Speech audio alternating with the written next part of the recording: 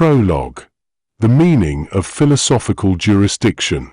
Every serious inquiry presupposes an authority by which its judgments are made. That authority may be named or concealed, acknowledged or denied, but it is never absent. Where it is concealed, it does not disappear. It merely governs without confession. This book concerns that authority. The term jurisdiction is therefore not introduced as a metaphor, nor borrowed loosely from law or politics, nor employed rhetorically to suggest power or control. It is used in a strict philosophical sense, and it must be defined before anything else can responsibly be said. In this work, jurisdiction refers to the legitimate authority by which a claim determines how judgments are made, what standards of evaluation apply, and where appeal properly ends within a given field of meaning. Jurisdiction names the right to govern judgment, not the ability to compel agreement. It concerns legitimacy rather than effectiveness, authority rather than influence. A claim may persuade without possessing jurisdiction. It may succeed socially, function pragmatically, or dominate institutionally while lacking the right to judge. Jurisdiction is not measured by outcomes, consensus, or force. It is measured by whether the authority exercised rightly belongs to the domain in which judgment is being made. This distinction is decisive. Many of the most persistent confusions in philosophy arise not from faulty reasoning but from unexamined jurisdictional assumptions. Arguments fail not because premises are incoherent, but because the right by which those premises are evaluated has never been agreed, or even named. Disagreement persists because rival courts of appeal are operating simultaneously, each unacknowledged by the other. Jurisdiction is therefore prior to argument. It governs not what is concluded, but how conclusions are assessed in the first place. It sets the conditions under which evidence counts, reasons persuade, and objections are heard. To dispute conclusions while leaving jurisdiction unexamined is to argue endlessly without ever reaching the real point of conflict. The term philosophical jurisdiction is used here to indicate the level at which this inquiry operates. It does not denote a school of philosophy, a method, or a discipline alongside others. It names a question that stands prior to method, prior to epistemology, and prior to application. Philosophical jurisdiction asks not what is true, but by what right anything claims the authority to say what counts as true, meaningful, rational, or justified. This question is unavoidable. Any attempt to evade it already answers it implicitly. Claims to neutrality, proceduralism, or methodological restraint do not suspend jurisdiction, they merely relocate it. To say that one will follow the evidence, trust reason, or let the method decide is already to have granted authority to something, and therefore to have entered a jurisdictional posture whether acknowledged or not. Because jurisdiction concerns ultimacy, it cannot be confined neatly within disciplinary boundaries. Philosophy, science, law, and theology do not merely offer different kinds of answers, they make different kinds of authority claims. This book does not survey those disciplines as such. It attends to them only insofar as they assert, assume, or deny jurisdiction. For this reason, theological claims cannot be excluded from a philosophical inquiry into jurisdiction without distortion. When theology speaks of revelation, it is not merely offering information alongside other sources of knowledge. It is making a claim about ultimate authority, about who or what has the right to judge reality, meaning, and obligation. That claim is therefore not outside philosophical scrutiny as jurisdiction, even where it is confessed as true within faith. At the same time, philosophy is not positioned here as a higher court standing in judgment over theology. Philosophical jurisdiction does not test revelation by some independent standard, nor does it reduce theology to one option among others. It examines the structure of authority claims as such. Theology enters this examination not as doctrine to be proven or disproven, but as a claim that explicitly names its court of appeal. Theological jurisdiction is thus neither excluded nor privileged in advance. It is recognized as the most explicit form of jurisdictional claim, precisely because it does not pretend to neutrality. It declares where authority resides. That declaration can then be understood, assessed, and distinguished from rival claims that often conceal their own ultimacy behind language of method or reason. This ordering is essential to the integrity of the book. Philosophy is not treated as a neutral space in which all claims compete on equal terms. Nor is theology smuggled in as an assumption. Jurisdiction is examined first, because without it there is no coherent account of judgment, meaning, or truth at all. The discipline imposed by this prologue governs everything that follows. This book will not attempt to prove jurisdiction by argument, for jurisdiction is what makes argument possible. It will not multiply domains, pursue illustrative excursions, or drift into survey. It will name authority where it is claimed, expose it where it is concealed, and refuse it where it overreaches. What follows proceeds under a single constraint: nothing may judge unless it has the right to judge. That right will not be assumed. It will be identified. Only once jurisdiction is named can anything else be meaningfully discussed. This work proceeds in 3 parts. The first establishes the claim at issue without appeal to refutation. The second presents the most serious challenges to that claim in their strongest form, without reply or evaluation. The third renders judgment on those challenges by jurisdictional criteria rather than rhetorical success. This structure is not a debate strategy. It reflects the conviction that authority must first be exposed, then contested, and only then adjudicated. Judgment is therefore deliberately suspended until the court by which judgment can occur has been made explicit. Introduction. Why jurisdiction must be named. Philosophy is crowded with arguments that never reach resolution. They are often careful, technically proficient, and internally coherent, yet they circle endlessly without convergence. This failure is commonly attributed to complexity, pluralism, or the limits of human reason. Rarely is it attributed to a more basic cause, that the disputants are arguing under different authorities while pretending to share one. This book begins from the claim that many philosophical disagreements persist not because of faulty reasoning, but because the right by which reasoning is judged has not been identified. Arguments fail, not at the level of inference, but at the level of authority. Competing conclusions are advanced within rival courts of appeal that remain unnamed, unexamined, and therefore immune from challenge. The modern habit is to treat philosophy as if it proceeds by neutral method. One begins with reason, evidence, language, or experience, and allows conclusions to emerge through disciplined procedure. Yet this picture conceals more than it reveals. Method itself presupposes authority. To follow a method is already to grant it the right to judge which considerations count and which do not. Neutrality, far from being a starting point, is a jurisdictional claim masquerading as restraint. When disagreements are framed exclusively in terms of evidence or logic, the deeper conflict is missed. What is actually contested is not only what should be believed, but who or what has the right to determine belief in the first place. Until that question is addressed, arguments accumulate without adjudication, and philosophy becomes an exercise in parallel monologue. The failure to name jurisdiction has consequences. It allows authority to operate invisibly, shielded from scrutiny by the very procedures it governs. Appeals to reason, science, consensus, or authenticity acquire an unearned finality, not because they have demonstrated their right to judge, but because no alternative court has been acknowledged. Authority is exercised while denied, and denial becomes a form of power. This book contends that jurisdiction must be named because it is unavoidable. Every claim to meaning, truth, or rationality already stands under some authority, whether confessed or concealed. The refusal to name that authority does not eliminate it. It merely renders it unaccountable.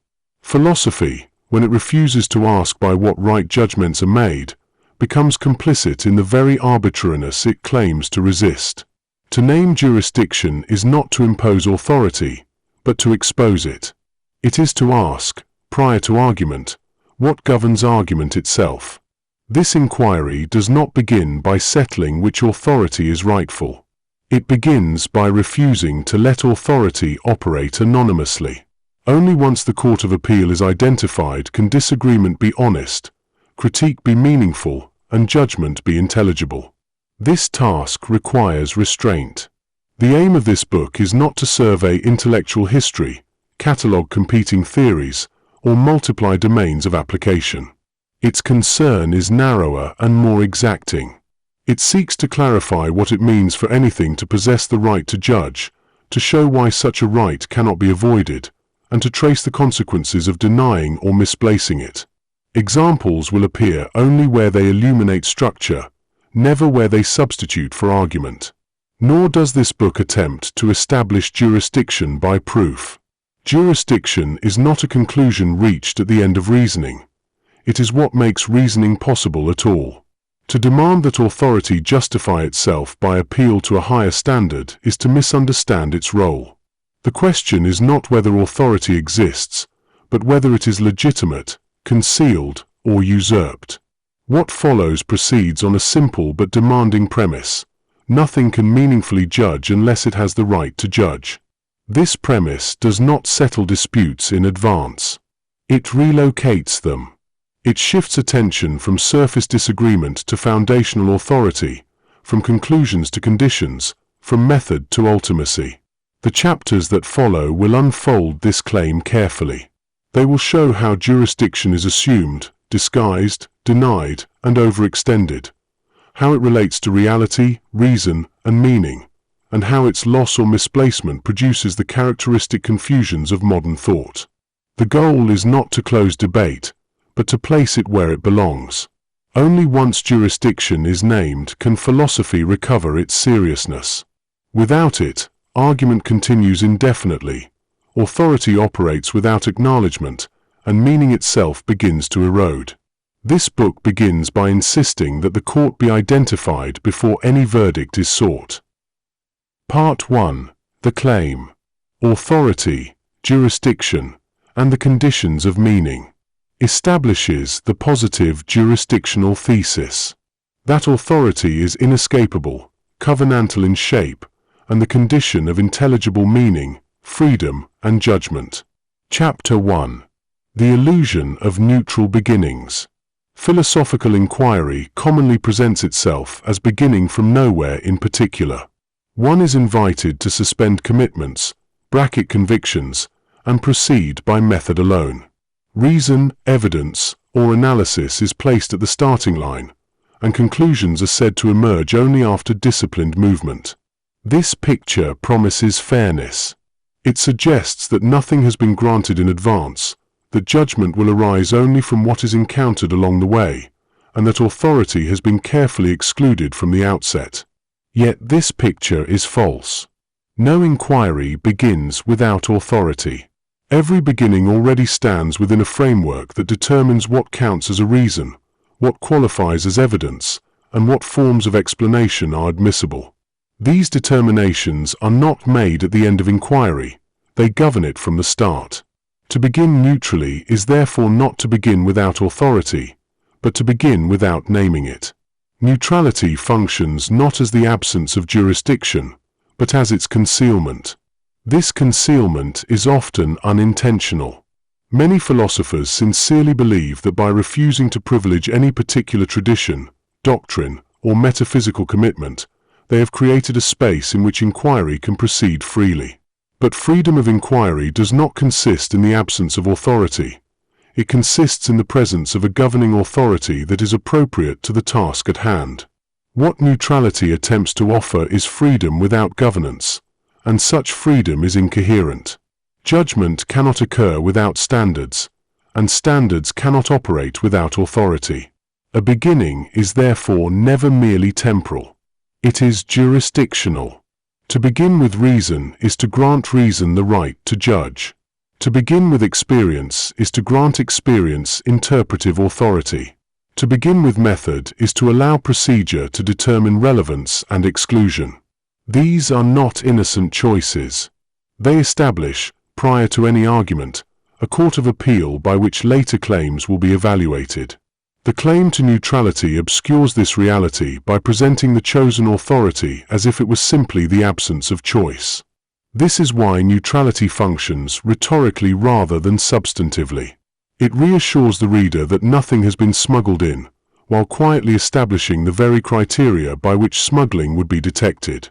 Certain forms of reasoning are permitted to count as rational, certain kinds of evidence are recognized as legitimate, certain questions are ruled out as meaningless or misguided. These exclusions do not arise at the end of inquiry. They are present at the beginning, silently governing what may be considered at all.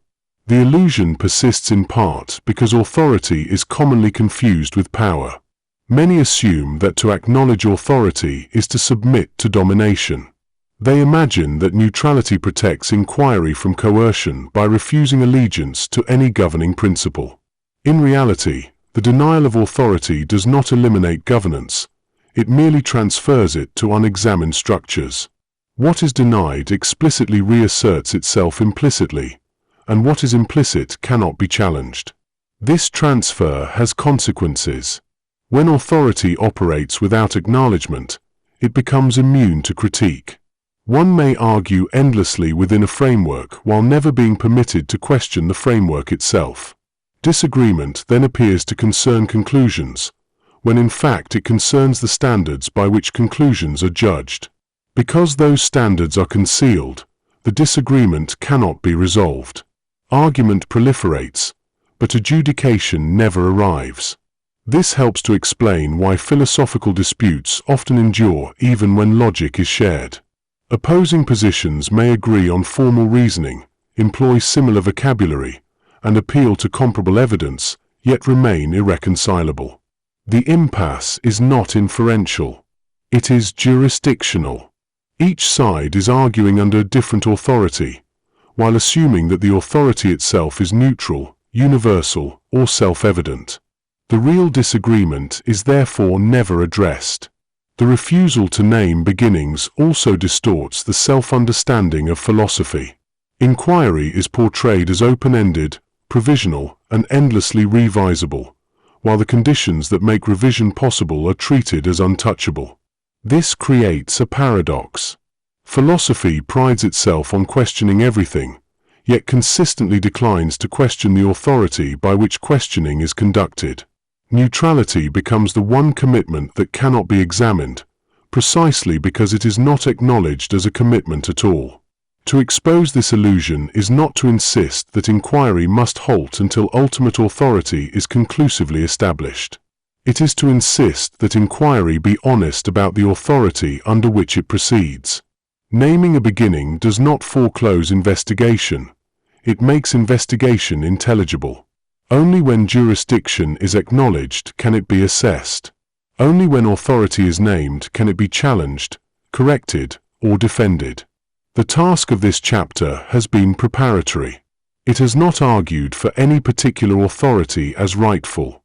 It has shown only that authority is unavoidable, that neutrality conceals rather than removes it, and that concealed jurisdiction undermines the very openness it claims to protect. If inquiry is to avoid endless repetition and unresolved dispute, it must begin by acknowledging that it always begins somewhere. The next chapter turns to what follows from this concealment. If neutrality is an illusion, and authority governs judgment whether named or not, then arguments conducted under unacknowledged jurisdiction are already compromised. To understand why arguments fail before they properly begin, that failure must now be examined directly. Chapter 2. Why arguments fail before they begin. Philosophical disagreement is often treated as a problem to be solved by better reasoning. When arguments fail to persuade, the usual remedies are refinement, clarification, or increased precision. More careful definitions are offered, premises are tightened, and objections are anticipated in advance. Yet despite these efforts, many disputes persist unchanged. Positions harden, responses multiply, and disagreement becomes entrenched rather than resolved. This persistence is commonly explained by appeal to complexity or pluralism. It is said that the issues are too intricate, the perspectives too diverse, or the evidence too ambiguous for convergence to be expected. While these factors may complicate inquiry, they do not explain the pattern of failure. Arguments frequently fail even when the subject matter is narrow, the logic is shared, and the terms are clearly defined.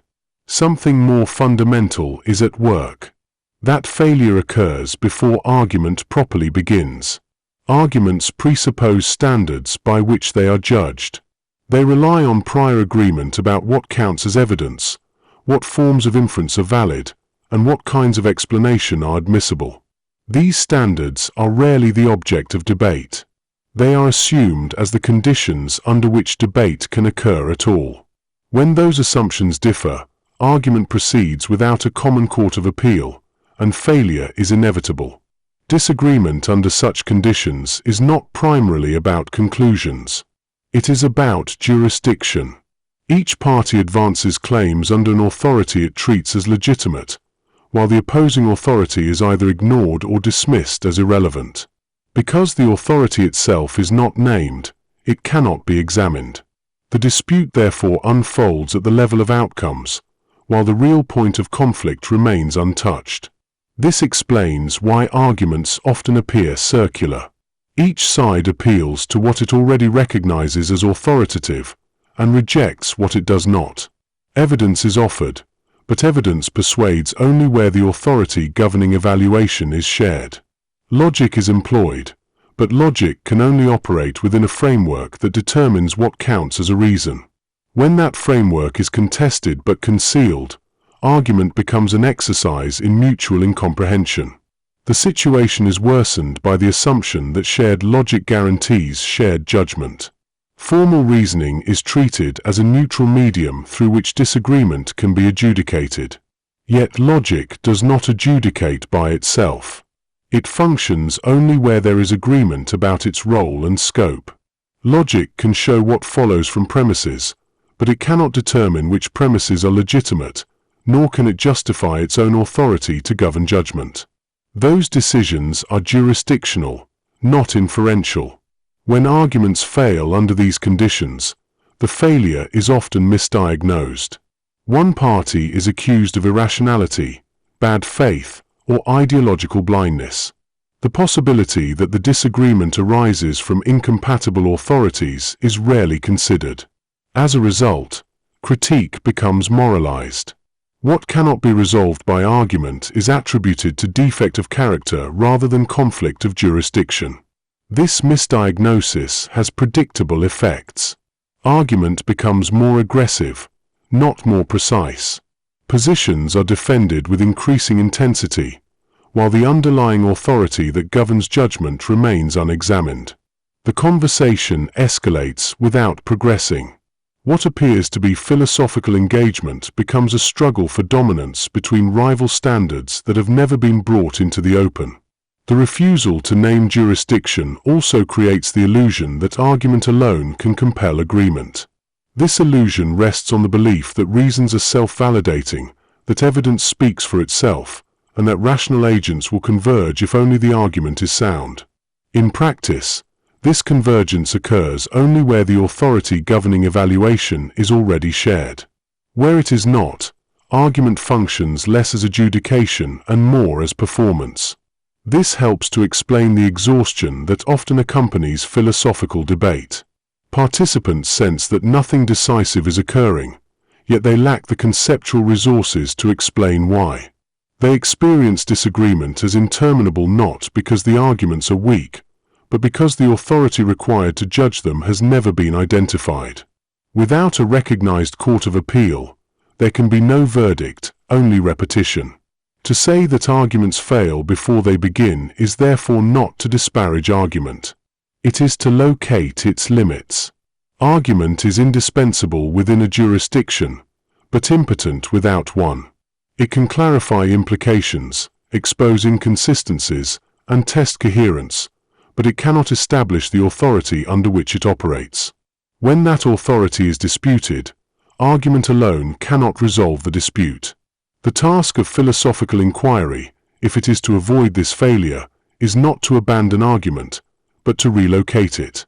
Instead of treating disagreement as a clash of conclusions, it must be understood as a conflict of courts. Instead of multiplying reasons, inquiry must first ask what gives any reason the right to count. Only then can argument function as more than repetition. This chapter has sought to show why unresolved disagreement is not an accident of philosophical inquiry, but a predictable outcome of unexamined jurisdiction. Arguments conducted under concealed authority cannot reach resolution, because the standards by which resolution would occur are themselves in dispute. Until jurisdiction is named, argument will continue to fail, no matter how refined it becomes. The next chapter turns to a central source of this concealment, the elevation of method into authority. When procedure is treated as sovereign, jurisdiction is exercised under the guise of neutrality, and argument is governed by rules that are never themselves judged. Chapter 3. Method as disguised authority. Method is often presented as the solution to philosophical disagreement. Where conclusions conflict and arguments stall, recourse is made to procedure.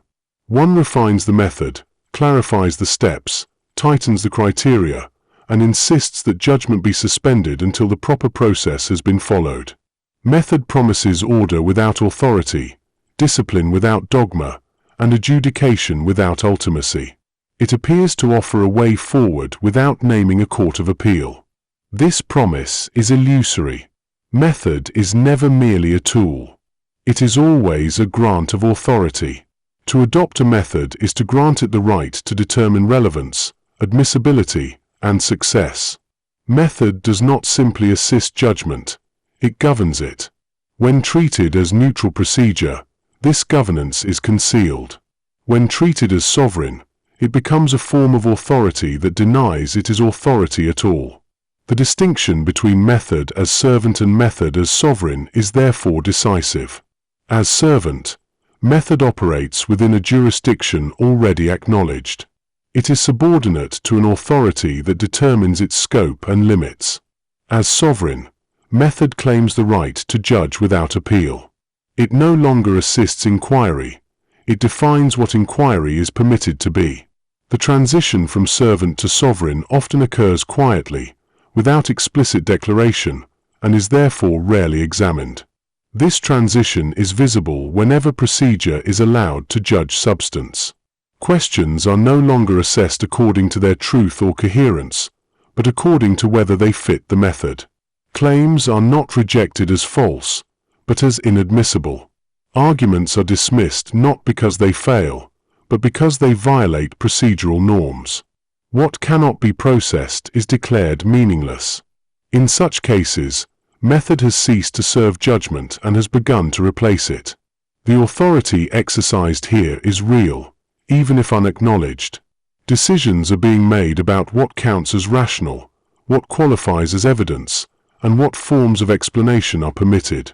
These decisions shape the outcome of inquiry long before any argument is evaluated. Yet because they are framed as methodological constraints rather than jurisdictional acts, they evade scrutiny. Authority is exercised under the guise of discipline. The elevation of technique into ultimacy follows naturally.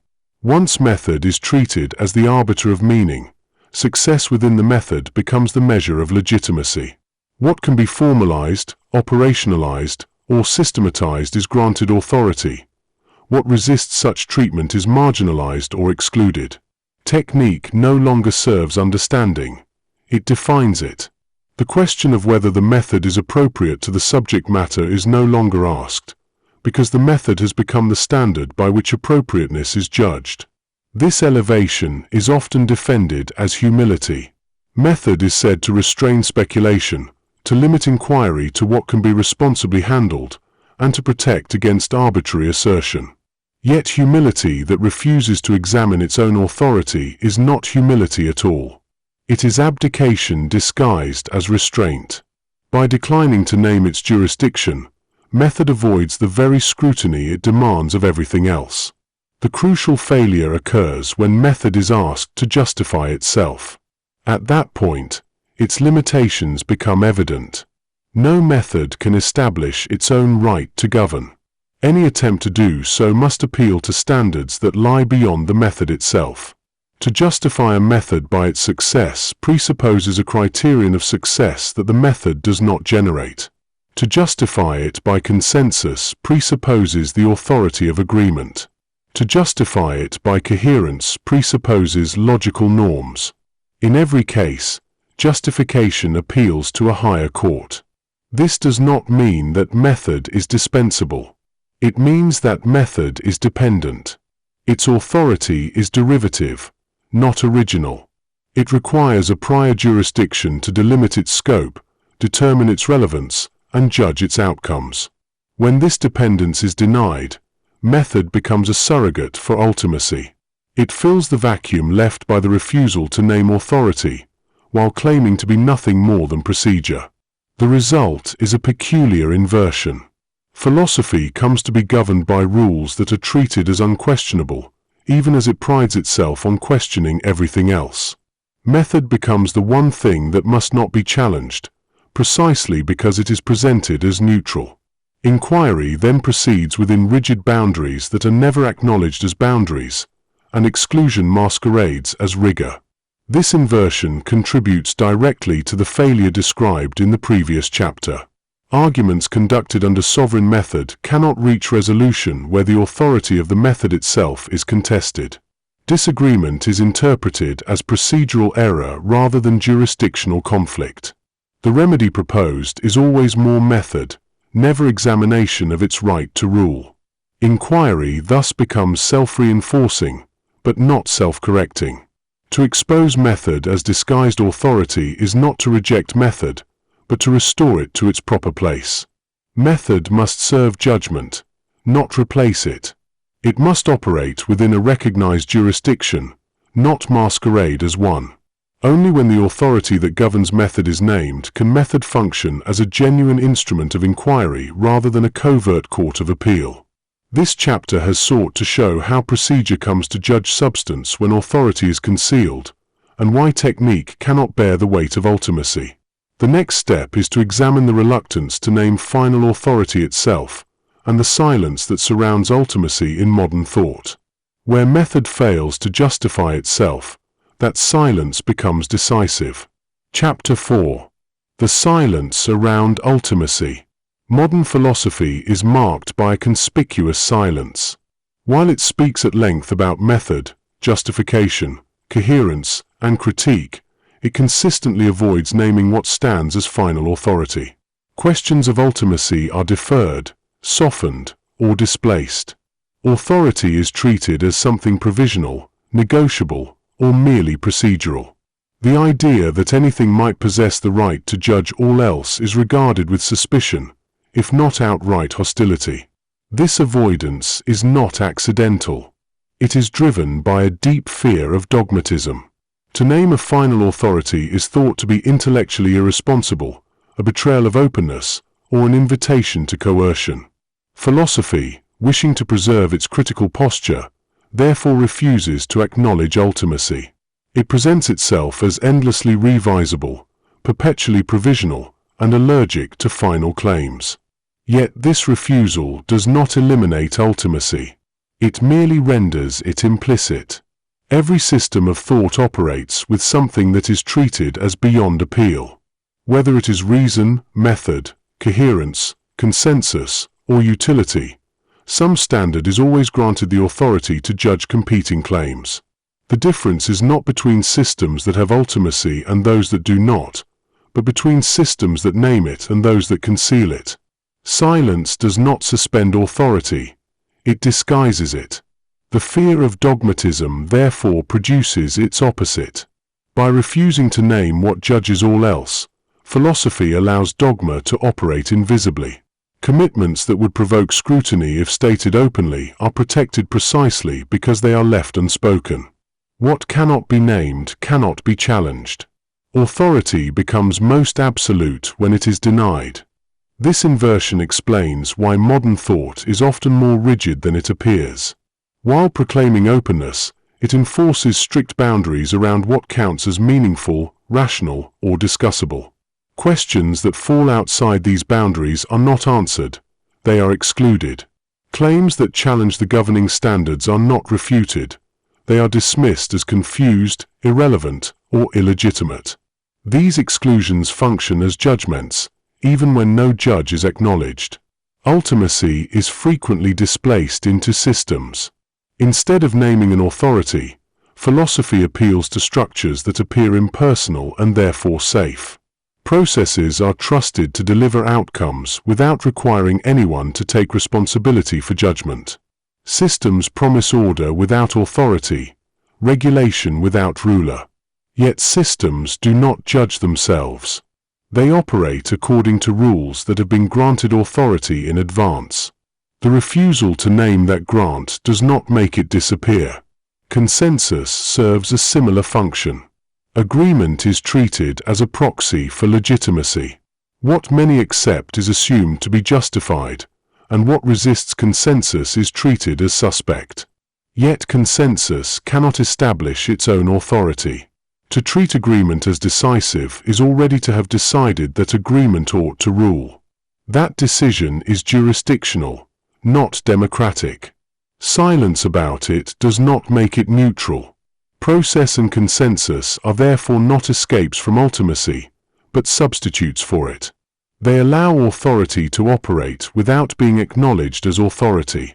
They distribute responsibility so widely that no one appears to judge, even though judgment is constantly being exercised. Ultimacy is not abolished, it is anonymized. The cost of this refusal is significant. When authority is not named, it cannot be evaluated. When it cannot be evaluated, it cannot be corrected. Inquiry then loses its ability to distinguish between rightful judgment and mere dominance. Power fills the vacuum left by legitimacy, and procedural compliance replaces substantive authority. Philosophy continues to speak, but it no longer knows by what right it speaks. This cost is not merely theoretical. It affects how meaning itself is understood. When nothing is permitted to stand as final, meaning becomes indefinitely negotiable. Claims are assessed not by their truth, but by their compatibility with prevailing standards. Judgment becomes provisional in principle, even where decisiveness is required. The result is not freedom, but instability. Where nothing judges finally, everything is perpetually at risk of reversal. The silence around ultimacy also undermines critique. To criticize effectively, one must appeal to a standard that has the right to judge what is criticized. If all standards are treated as provisional, critique loses its force. It becomes expression rather than judgment. Philosophy then oscillates between skepticism and assertion, unable to ground either. To name ultimacy is therefore not to abandon critique, but to make it possible. Only when final authority is acknowledged can its legitimacy be examined. Only when the court is identified can its judgments be assessed. Silence protects authority from scrutiny, naming it exposes it. This chapter has sought to show that the modern refusal to speak of ultimacy is not an act of intellectual humility, but a strategy of avoidance. It does not prevent dogmatism, it relocates it. It does not preserve openness, it obscures judgment. The next part of this book turns from the problem to clarification. Having seen how authority is concealed, displaced, and denied, the task now is to define what jurisdiction is, and why it is prior to the arguments, methods, and systems it governs. Chapter 5. Authority before argument. Modern philosophy often treats argument as the engine of legitimacy. One begins with reasons, advances claims, anticipates objections, and expects authority to arise through rational success. On this view, authority is earned. It is the product of good reasoning, conferred by assent, and maintained by continued justification. What cannot be argued persuasively is regarded as lacking authority. This picture is deeply entrenched and fundamentally mistaken. Authority does not arise from argument. It precedes it. Before any claim can be assessed, there must already be an authority by which assessment occurs. Evaluation presupposes standards. Standards presuppose a right to apply them, and that right cannot itself be generated by the act of evaluation without contradiction. One cannot judge without already possessing the right to judge. Authority is therefore not something that argument produces, but something argument assumes. This priority is logical rather than temporal. Authority need not be consciously affirmed before reasoning begins. It may be inherited, assumed, or taken for granted, but it must be operative. The moment a claim is treated as rational, coherent, or justified, authority has already been exercised. To deny this is not to escape authority, but to obscure its operation. Reasoning, properly understood, is never mere inference. It is assessment. To assess is to determine that something counts as a reason, counts as evidence, counts as sufficient. Counting requires a rule, and rules require authority. Even the most minimal act of reasoning presupposes a framework that distinguishes relevance from irrelevance, validity from invalidity, sense from nonsense. These distinctions do not arise spontaneously. They are jurisdictional. This dependence reveals why the idea of arguing one's way into authority is incoherent. Any attempt to justify an authority by argument must already presuppose an authority by which the argument is judged. If the appeal is to logic, then logic has already been granted authority. If the appeal is to evidence, then standards of evidential relevance are already in force. If the appeal is to coherence, then coherence has already been authorized as a criterion. In every case, the argument relies on what it claims to establish. This circularity is often concealed by appealing to success. Authority is said to belong to whatever works, persuades, or produces reliable outcomes. Yet success is not self-interpreting. To recognize an outcome as successful is to judge it against criteria, usefulness, accuracy, predictability, coherence, that themselves require authority. A method does not validate itself by working unless working has already been granted normative force. Success may reinforce authority, but it cannot create it. The same difficulty appears in appeals to consensus. Agreement is treated as conferring legitimacy, as though shared assent could generate the right to judge. But consensus is a fact, not a justification. To treat agreement as authoritative is to have already decided that agreement ought to rule. That decision cannot be grounded in agreement without regress. Consensus, like success, presupposes a prior authority that explains why it matters. These failures point to a more fundamental mistake, the assumption that authority must be justified in the same way conclusions are justified. Conclusions are assessed within a framework. Authority is what establishes the framework. To demand that authority be justified by appeal to something higher is either to misunderstand its role or to deny that ultimacy exists at all. Where no final authority is permitted, justification becomes infinite, and judgment never arrives. This does not mean that authority is arbitrary. It means that authority is not inferential. It is not reached by reasoning upward from neutrality. It is identified, recognized, and either submitted to or resisted. The question is not whether authority can be proven from premises, but whether it has the right to govern the domain in which it claims authority. This distinction clarifies why disputes about authority so often masquerade as disputes about argument quality. When authority is concealed, disagreement is treated as failure of reasoning rather than conflict of jurisdiction. The response is to argue more rigorously, to demand clearer premises, or to insist on further justification. Yet none of these moves can resolve a conflict that concerns the right to judge rather than the content of judgment. The consequence is exhaustion. Argument multiplies without progress because it is attempting to do work it cannot perform. Reasoning is being asked to generate the authority it already depends on. The result is frustration, not because reason has failed, but because it has been misassigned. To recognize that authority is prior to argument is therefore not to diminish reason, but to rescue it. Reason is not the source of authority. It is its instrument. It functions properly only where the right to judge has been established. When reason is treated as sovereign, it collapses under the weight it is asked to bear. When it is governed, it flourishes. This ordering also clarifies the nature of critique. Authority is not immune to examination, but it cannot be examined as a conclusion. It must be examined as authority. That examination concerns scope, legitimacy, and right, not inferential strength. The question is not, does this authority follow from premises, but does this authority rightly belong here? Those are distinct questions, and confusing them produces endless argument with no resolution.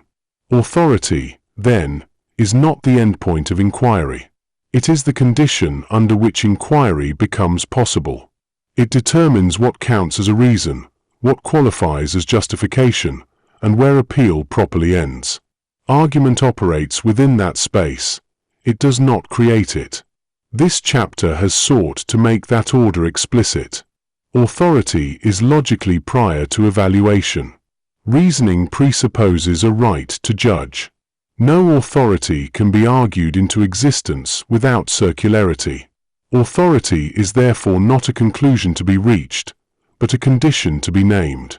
The chapters that follow will clarify what kind of authority this is, how it differs from power and persuasion, and what it means for a claim to possess jurisdiction rather than mere influence.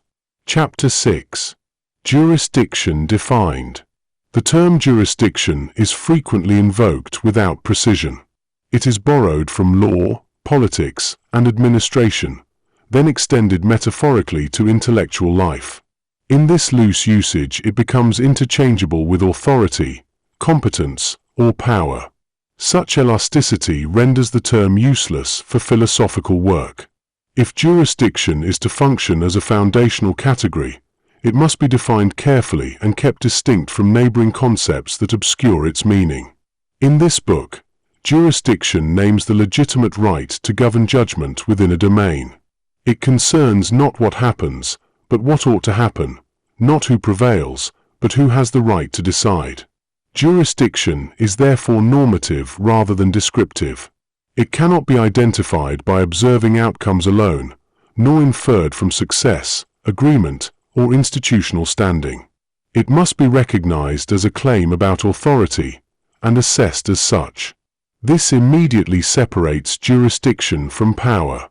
Power describes the capacity to compel, enforce, or shape outcomes. It answers the question of effectiveness. Jurisdiction answers a different question. By what right is this power exercised? Power may exist without jurisdiction, and jurisdiction may exist without power. Conflating the two allows domination to masquerade as legitimacy. The fact that a claim prevails does not explain why it should prevail. Jurisdiction must also be distinguished from competence. Competence concerns ability, skill, or expertise within a task. A competent agent may perform a function well, but that ability does not confer unlimited authority. Competence operates within a jurisdiction that defines its scope. When competence is mistaken for jurisdiction, expertise expands into governance, and judgment is surrendered to those who are merely proficient. Skill becomes sovereignty by default. Influence presents a subtler confusion. Influence describes the capacity to persuade, shape opinion, or guide behavior through attraction rather than coercion. It explains how authority appears to function socially, but not why it should be obeyed. A claim may exert enormous influence without possessing any right to judge. Jurisdiction concerns legitimacy, not persuasion. To confuse the two is to allow popularity or cultural momentum to substitute for authority. Effectiveness and influence often combine to create the illusion of jurisdiction. What works, spreads, and persuades is assumed to have earned the right to rule. Yet this assumption collapses upon examination. Effectiveness can only be recognized as effectiveness by appealing to standards that already possess authority. To say that something works is to judge that its outcomes are desirable reliable, or appropriate. Those judgments presuppose a right to judge that effectiveness itself cannot generate. This reveals a deeper point. Jurisdiction cannot be inferred from outcomes. No accumulation of results can establish the right to judge unless that right has already been granted. Evidence may support recognition of rightful authority, but it does not create it. Jurisdiction must therefore be identified rather than constructed. The question is not how authority arises from below, but whether an authority rightly governs the domain it claims. Because jurisdiction concerns right, it is inseparable from boundary. To possess jurisdiction is to rule here and not there. Every legitimate authority has scope. It governs a domain and excludes others. This exclusion is not an imperfection to be overcome, but a condition of intelligibility. An authority that claims to judge everything indiscriminately judges nothing coherently. Where boundaries are denied, jurisdiction collapses into domination. Boundary is therefore not arbitrary. It arises from the nature of what is governed. An authority is legitimate only where it is appropriate to the domain in question. Overreach occurs when a claim extends its authority beyond its rightful scope, judging matters it has no right to judge. Such overreach is often defended by appeal to success or necessity, but these defenses cannot establish legitimacy. Jurisdiction does not expand by assertion. This bounded character of jurisdiction clarifies its relation to persuasion. Persuasion seeks assent. Jurisdiction commands judgment. A persuasive claim invites agreement. A jurisdictional claim requires recognition of right. To acknowledge jurisdiction is not merely to be convinced, but to accept that judgment rightly belongs to that authority even where agreement is withheld. This distinction is often blurred in intellectual discourse, where assent is treated as the highest form of validation. Jurisdiction operates at a deeper level. Jurisdiction also entails finality. An authority that can always be appealed beyond is not an authority at all. Judgment must end somewhere if it is to occur. This does not mean that authority is immune to examination, but that examination cannot proceed indefinitely without undermining judgment itself. Jurisdiction names where appeal properly ends within a domain. This termination is not arbitrary closure, but rightful resolution. The resistance to finality is understandable. Final authority is often equated with dogmatism. Yet dogmatism does not consist in recognizing final authority. It consists in refusing to examine whether that authority is rightful. Jurisdiction, properly understood, invites scrutiny precisely because it names authority rather than concealing it. What is named can be assessed. What is hidden cannot. Failure to define jurisdiction carefully produces persistent error. Authority is conflated with success, expertise, persuasion, or institutional power. Claims overreach their domain without acknowledgement. Resistance is dismissed as irrationality rather than recognized as jurisdictional dispute. Judgment is exercised without accountability. Precision in definition is therefore not a matter of academic tidiness, but of philosophical necessity. This chapter has sought to define jurisdiction as the legitimate right to govern judgment within a domain, distinct from power, competence, influence, and effectiveness. Jurisdiction is normative, bounded, and final. It cannot be inferred from outcomes, accumulated by argument, or justified by success. It must be identified as authority and assessed as such. With this definition in place, a further consequence becomes unavoidable. If jurisdiction is real and necessary, then judgment must terminate somewhere. Endless appeal is incompatible with judgment. The next chapter therefore turns to the problem of infinite regress and the necessity of final appeal, where the structure of justification itself comes under examination. Chapter 7. Final Appeal and the End of Justification. Justification is often treated as an activity whose virtue lies in its continuation. A claim is challenged, reasons are offered, those reasons are themselves questioned, and further reasons are supplied. This process is regarded as a sign of intellectual seriousness. To continue justifying is taken as openness, to stop is taken as dogmatism. On this view, the ideal inquiry is one that never finally concludes. This ideal is incoherent. Justification cannot continue indefinitely without destroying judgment itself. To justify is not merely to explain, it is to render a claim fit for acceptance or rejection. If acceptance or rejection is perpetually deferred, justification ceases to function as justification at all. It becomes an endless postponement of decision.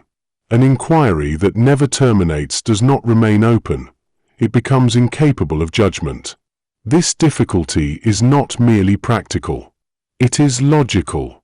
If every reason must be supported by a further reason, then no reason can ever be sufficient. Each justification transfers legitimacy elsewhere, and the act of judgment is endlessly displaced. Under such conditions, nothing can be affirmed, denied, or decided. Infinite regress is therefore incompatible with justification as such. The necessity of termination is often acknowledged implicitly even where it is denied explicitly. In practice, justification always stops. Decisions are made, conclusions are reached, and judgments are rendered. What is denied in theory is enacted in fact. The denial of final appeal does not prevent termination. It merely prevents it from being named. Authority does not disappear. It operates invisibly. This concealment creates confusion about where justification actually ends. When termination is not acknowledged as rightful, it is explained away as pragmatic necessity, social convention, or methodological constraint. Justification stops not because it may, but because it must. This produces a situation in which judgment occurs without legitimacy. Termination is unavoidable, but its location is left unjustified. Final appeal is therefore not an optional feature of inquiry. It is a condition of judgment. The only genuine choice is not whether justification will end, but whether its end will be recognized as authoritative or allowed to function by default. Where final appeal is named, it can be examined. Where it is denied, it becomes immune to scrutiny. The resistance to final appeal is driven largely by fear of arbitrariness. To say that justification must stop somewhere is assumed to mean that it may stop anywhere. If there is no further reason to give, then the stopping point is thought to be groundless. This fear misunderstands the nature of ultimacy. The problem is not that justification ends, but that it might end without right. Arbitrariness and ultimacy are therefore not the same. Arbitrariness ends justification without legitimacy. Ultimacy ends justification because legitimacy has been reached. Both involve termination, but only one involves authority. Confusing these two leads to a false dilemma. Either justification continues forever, or it stops irrationally. This dilemma dissolves once the distinction is made clear. The necessity of termination does not imply that all stopping points are equivalent. While justification must end somewhere, it does not follow that it may end anywhere. Judgment requires not merely cessation, but proper cessation. A final appeal is not arbitrary if it possesses the right to judge. The task of philosophy is not to eliminate finality, but to identify where finality rightly belongs. This can be seen even in minimal forms of reasoning. To judge that a reason is sufficient is already to decide that no further justification is required. That decision cannot itself be justified in the same way without regress. It rests on an authority that determines sufficiency. That authority may be unexamined, inherited, or contested, but it is operative nonetheless. Justification ends because judgment has occurred. Attempts to avoid this reality by appealing to provisionality merely defer the problem. Provisional conclusions still function as conclusions. Tentative judgments still guide action and belief. To say that a claim is held provisionally is not to avoid finality, but to locate it elsewhere. The authority that permits provisional acceptance still judges when provisionality is appropriate. Termination has not been avoided, it has been disguised. The same is true of appeals to openness. An inquiry may remain open to revision, but revision presupposes a standard by which revision is warranted. That standard exercises authority over judgment. Openness does not negate final appeal, it presupposes it. Without a criterion for when revision is required, openness becomes indecision rather than inquiry. Final appeal must therefore be understood as a jurisdictional reality rather than an epistemic embarrassment. It concerns the right to end justification within a domain. That right is not established by argument in the same way conclusions are. It is identified by examining whether the authority in question rightly governs the domain it claims. This does not render final appeal immune to critique. On the contrary, naming final appeal makes critique possible. An unacknowledged stopping point cannot be challenged, a named authority can. The danger lies not in having a final authority, but in refusing to identify it. The refusal to name final appeal has predictable consequences. Justification continues rhetorically while termination occurs covertly. Decisions are made without accountability. Authority operates under the guise of necessity rather than right.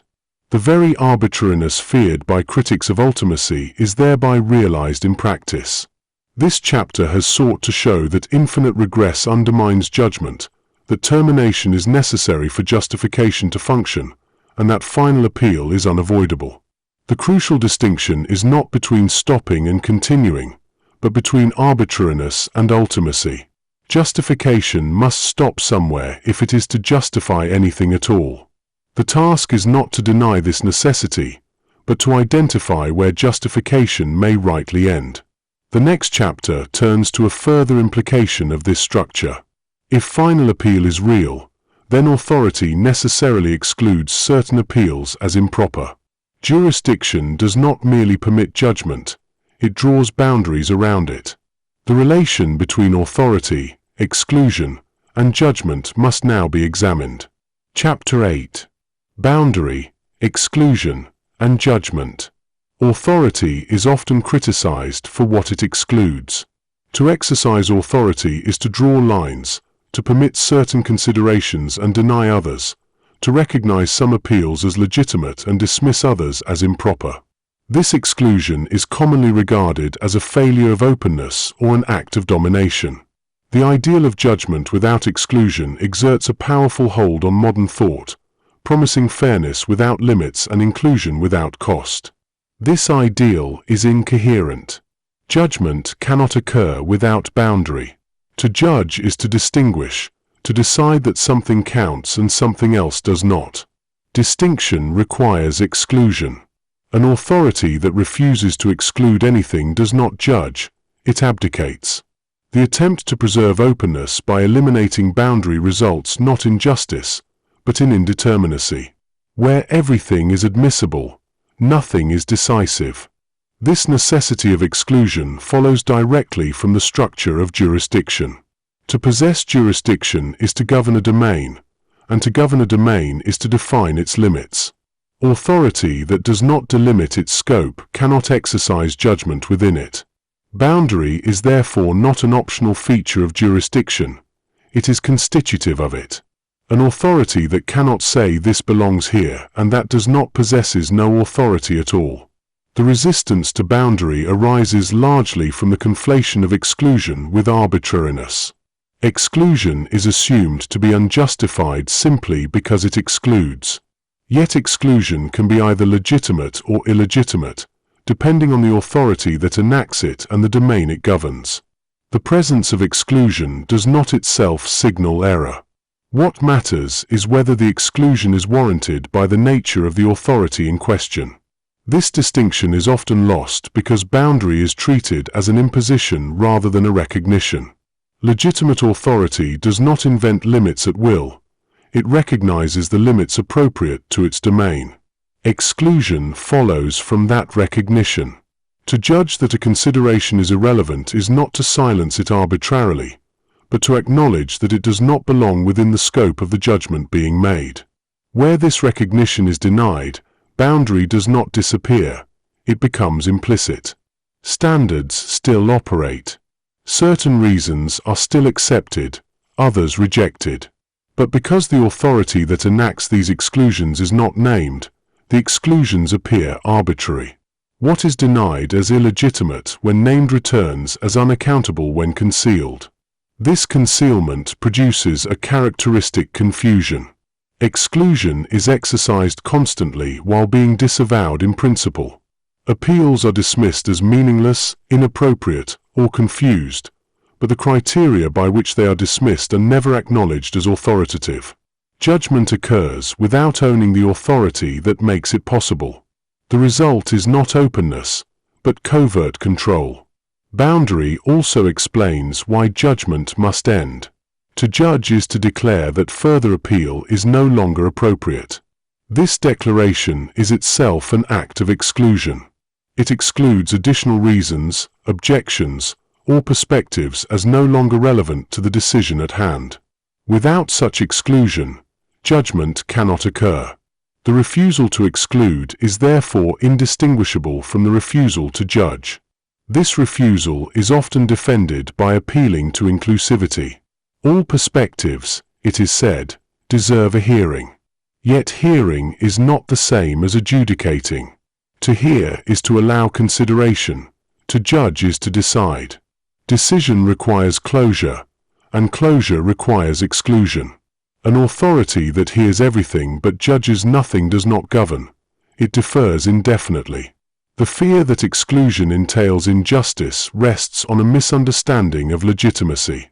Injustice arises not from exclusion as such, but from exclusion enacted without right. Boundary drawn by illegitimate authority is domination. Boundary drawn by legitimate authority is judgment. Confusing these two leads either to tyranny or to paralysis. This distinction clarifies why attempts to eliminate exclusion inevitably fail. Where boundary is denied, it reappears in disguised forms. Procedural constraints replace explicit authority. Norms of acceptability enforce exclusion while denying responsibility for it. What was rejected openly is now dismissed implicitly. Exclusion becomes less visible, not less real. Jurisdiction therefore requires the courage to exclude openly. To name authority is to accept responsibility for boundary.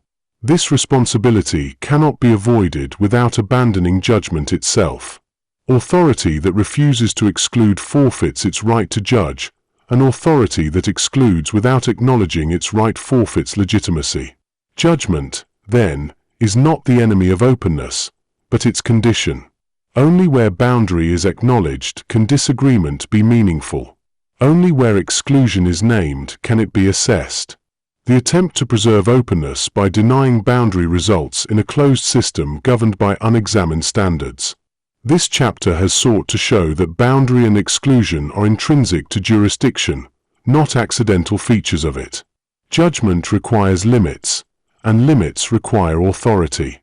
The problem is not that authority excludes, but whether it has the right to do so. The chapters that follow will examine what happens when jurisdiction collapses, when exclusion is exercised without legitimacy and judgment proceeds without acknowledged authority. You have listened to an 8-chapter sample of a 37-chapter book by S.C. Sayles called Philosophical Jurisdiction, Authority, Ultimacy, and the Conditions of Meaning.